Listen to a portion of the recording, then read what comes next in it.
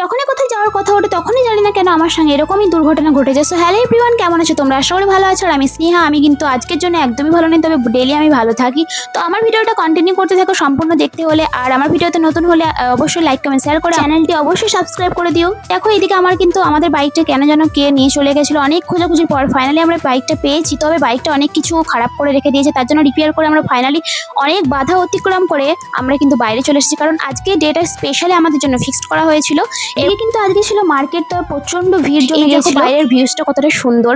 এরকম ছোট ছোট ডে গুলো কিন্তু আমার জন্য খুবই খুবই খুবই আনন্দময়। আর এরকম স্পেশাল ফিল করানোর জন্য আমার হাজব্যান্ড কিন্তু আমার জন্য স্পেশাল ডে ফিক্সড করে রাখে। তবে আমাদের জার্নিটা অনেকটা লং, সেসব সমস্ত কথা তোমাদের সঙ্গে পরে শেয়ার করব। তো আজকের জন্য দেখো, আর এদিকে আমি কিন্তু আসার পর একটা লক্ষ্মীর ভাড়া নিয়ে নিয়েছি, কারণ টাকা জমানোর জন্য, যদিও আমি টাকা জমাতে পারি না। তারপর আমরা লেমনের জুস নেওয়ার পর ফাইনালি রুমে চলে এসেছি। আর এদিকে আমার মানে হচ্ছে ভাত রান্না করতে দিয়েছি। আমি যেহেতু ইন্ডাকশন ওভেনে করছি, কারণ গ্যাস হয়ে গেছে। আর এদিকে আমি চিকেনটা ধুয়ে পরিষ্কার করে নিয়েছি। আজকে আমি বাঙালি স্টাইলে রান্না করব, কারণ এটা হচ্ছে আমার সোনোর ডিমান্ড, কারণ আজকে বলেছে আমাকে বাঙালি স্টাইলে একটা সুন্দর রান্না করে দাও। দেন তারপর ফাইনালি আমি কিন্তু চিকেন কষানোর পর ওকে একটু তুলে দিলাম, কারণ এটা সবাই পছন্দ করে, আমরা সবাই জানি।